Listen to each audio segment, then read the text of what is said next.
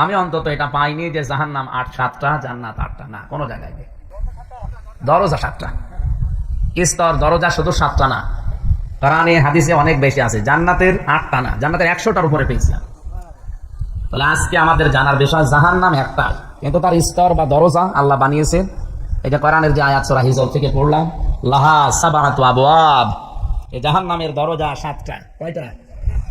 জাহান্নাম 7টা, এই কথা আছে নেই?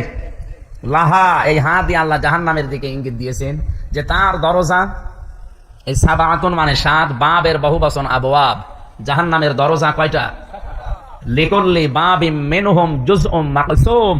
পৃথিবীতে যে এই ধরনের অপরাধ করবে তাকে আল্লাহ ওই দরজা দিয়ে জাহান্নামে প্রবেশ করাবে। তাহলে জাহান্নাম কয়টা? একটা। বলেন বলেন। যে ধরনের অপরাধী আমরা, ওই অপরাধ করার কারণে আল্লাহ ওই স্তর দিয়ে, ওই দরজা দিয়ে আমাদেরকে প্রবেশ করিয়ে ওখানে যে শাস্তির ব্যবস্থা আছে